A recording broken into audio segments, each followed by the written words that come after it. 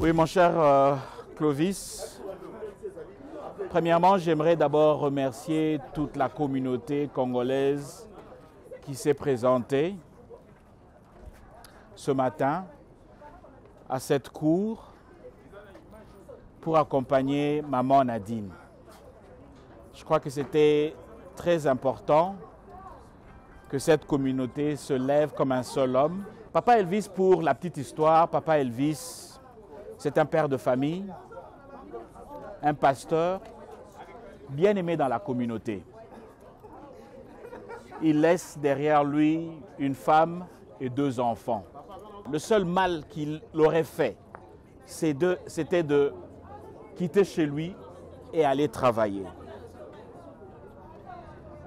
Papa Elvis est arrivé dans ce pays en 2014. Papa Elvis avait un statut régulier dans ce pays. Alors la communauté, comme un seul homme, s'est levée aujourd'hui parce qu'aujourd'hui, c'était le premier jour où ce cas devait être entendu à la cour. Ce qui transparaît de cette audience, il y a pratiquement 2 choses importantes. La première, c'est à cause de la mobilisation de la communauté congolaise. Le procureur a senti cette pression et nous a reçus séparément et nous a expliqué là où ils en étaient avec les investigations. N'eût été cette mobilisation, le procureur n'aurait pas eu cette courtoisie-là de nous retirer dans une salle en privé. Donc c'est pour vous dire à tous nos frères et sœurs qui prennent les choses à la légère peut-être, qui avaient le temps, mais qui n'ont pas voulu être ici avec nous, ce n'est pas grave, vous pouvez vous rattraper toujours. Mais cette pression est importante. Il fallait que nous soyons là, que nous accompagnions la veuve et les orphelins pour que le procureur et que la communauté de justice comprennent que maman Nadine et les enfants ne sont pas seuls. Il y a une grande communauté, il y a un grand support derrière eux. Et c'est ce que nous avions fait. La deuxième des choses, nous avons une autre audience pour le 20 mai, parce que c'est le 20 mai, il y a un présumé coupable ou un présumé assassin qui sera sous-évalué. On va l'évaluer pour savoir si cette personne-là, elle est mentalement capable de suivre ce processus de jugement. Donc, rendez-vous, ça sera le 20 mai, comme je l'ai dit, mais dans l'entretemps, on continue à se mobiliser. Il ne faut pas lâcher les bras. Nous avons créé un groupe WhatsApp où nous communiquons toutes les informations relatives au cas. Donc, si vous êtes intéressé pour comprendre l'évolution de ce cas, veuillez nous contacter. Nous allons vous ajouter sur ce groupe WhatsApp. Parce qu'Elvis est venu, nous l'avons accueilli à bras ouverts. Il est avec nous, il s'est engagé à l'église. Il travaille comme parmi les pasteurs assistants. Il s'occupait de l'intercession, de beaucoup de choses. Et puis, juste à la fin ici, c'est lui qui s'occupe des cultes matinales. Parce que nous avons des séances chaque matin de 6h30 à 7h30. Il est très actif, très motivé, marié avec ses 2 enfants. Voilà comment nous l'avons connu. Il est là, il est vraiment assidu à l'église et puis à la communauté. Alors ce que je voulais dire, je crois que nous continuons le processus. On avait commencé ça, nous continuons. La réunion a été faite, j'apprécie déjà, et les équipes qui ont été composées. Mais le problème, c'est la mobilisation, qui nous est vraiment très important. Vous voyez comment nos frères à Michigan, ils ont fait. Cette mobilisation-là va permettre une pression aux juges et à tous ceux qui travaillent au niveau de l'État pour que la caisse soit vraiment optée en faveur de Maman Nadine et ses enfants. Et je crois que je m'adresse à la communauté africaine, le Sénégalais, les autres. Mettons-nous ensemble. À chaque fois qu'il y a un programme ou un problème à la communauté africaine, nous tous nous mettons la main. Moi, je participe à tous ces programmes. Et je crois que maintenant, c'est notre tour. Nous avons besoin de votre main d'association et votre soutien moral et surtout la présence. Et en particulier les Congolais qui sont au Colorado, même qui sont dans d'autres states. Mais je crois que le moment est venu déjà. Comme le dossier est introduit et qu'il y a encore une deuxième date qui nous est donnée, je crois qu'à partir de cette date-là, nous devons vraiment être très, très mobilisés. Nous demandons à tous les Congolais, même si tu viens d'arriver, on ne se divise pas, on est ensemble.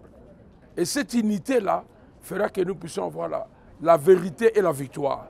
Voilà ce que moi je peux préciser pour aujourd'hui.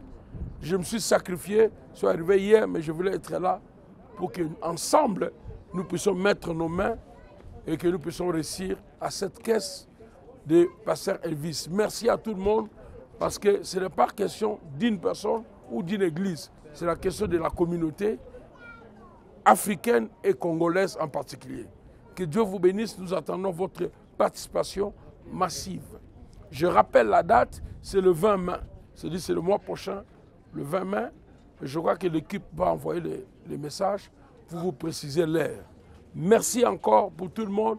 Merci pour les mamans, les papas et les jeunes surtout. Vous êtes vraiment motivés. Que Dieu vous bénisse. À bientôt. My name is Sabrina Bates and I'm the principal at Teller Elementary School. My name is Jason Smart, and I'm the dean at Teller Elementary School. We know Emma because he's been a staple of our school community. He's been somebody that every teacher can lean on, somebody that is actively involved, and someone that's greatly missed from our campus at Teller. Yes, so we're here today to support Sylvie and her children come to find the truth as to what happened to Emma. We're also here to make sure that the family gets correct information, so to show support from the school, and then as individuals of Denver to show support for somebody that we don't have many answers to right now. So we want to make sure that we're involved in the process so the family knows that they can count on us to be here. So he was a man that any time I saw him, whether it be picking his children up on the playground or coming into the office for a question, always would praise. This school is the best. You are so wonderful. I'm so grateful my children come to school here. He valued education and always made sure our teachers knew that he supported them and appreciated them. He was a man that just could always bring a smile to your face because he was always very positive and thought very highly of school. Last time I talked to him, he talked about, one of his greatest joys was bringing his kids here and having them in a school that could advance their education, how proud he was. And I said, you know what, I'm not a father, but I can imagine that feels amazing. And he said to me, what do you mean? You have 500 kids here that love you, so you know how it feels. So that's the type of man he was. He always found a way to make you feel included, feel part of something, and made you feel loved. And that's something that we miss every day from him.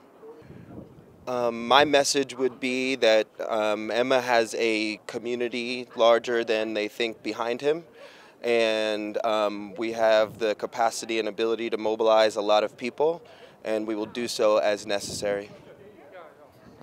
I think for me the most important message is getting to the truth of what happened that night and ensuring that his children and his wife are fully aware of what happened and that the truth be shared. So Sylvie, Noella, and Joseph, we love you very much, and we stand beside you and behind you, and we will continue to support your family from now until forever. We will make sure that the truth comes out and that you get the answers you're looking for. Family of Mr. Amani, you can be assured that we'll do everything in our power to make sure that your kids have the education that they have been striving for. We'll make sure that they have the justice that's deserved, and we'll make sure that throughout not just today, not just tomorrow, but throughout the next decade further, that we will be there to support them and support their goals and becoming what Emma wanted them to achieve. Thank you very much. My name is Emmanuel, and I'm part of the community here. Well, the purpose of this day is really to try and support Mama Nadine in trying to know exactly what happened on the night of the 4th of April where Pastor Emmanuel was killed. Who killed him? There's different stories. We don't know the truth. We don't know who's saying what. We don't know who's telling us the truth. Our goal is to find out who exactly did this. That's why we're here supporting her as a members of the community to show her that she's not alone. She has people behind her working with her. Wandugu wapenzi, ni Emmanuel iko naongea hapa hivi. Ni kwamba tuko hapa kusupport mama yetu, dada yetu Mama Nadine, ambaye mume wake walimuua, walimpiga masasi.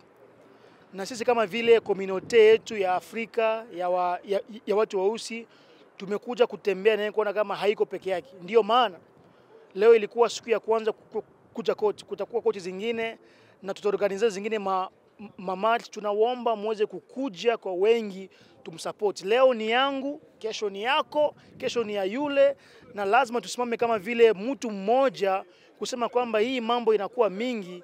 Ndio maana tunawaita nyote, tukiwaita mkuje kwenye march, tafadhali muje kwa wengi, wa baba, wa mama, vijana, because hii mambo lazima iishe, lazima tujue ukweli uko wapi. Je me présente au nom de M. Junior Amadja et nous invitons toute la communauté congolaise, la communauté africaine, que cette affaire n'est pas seulement l'affaire de Papa Emma ou de sa famille ou de son église. C'est une affaire de toute la communauté noire africaine. Bonjour la famille, moi c'est Christian Mwindo. Tumekuwa hapa kukoti na sai solution yatoka ya mzuri, tungali tunasubiria na gisi ametuambia tutarudia tena hapa le 20 mai, manake tarehe 20 ya mwezi wa 5 ndio tutakutana tena hapa kotini, na tunawaomba kila mmoja wetu mahali aliko, please tukutane hapa kwenye court hiyo siku, na kama kutakuwa ule atakuwa na lazima ya address tutaituma vizuri kwenye group. Na kwa kujia kwenu nyote ni ya lazima sana, vraiment itakuwa inatufurahisha sana, na ni jambo la kusikitisha lenye tuko nalo. Ndio maana sisi wote tuko hapa tunaungana mkono. Ni kifo ya papa pastor wetu alimpiga masasi hapa Colorado. Asante sana, tunashukuru.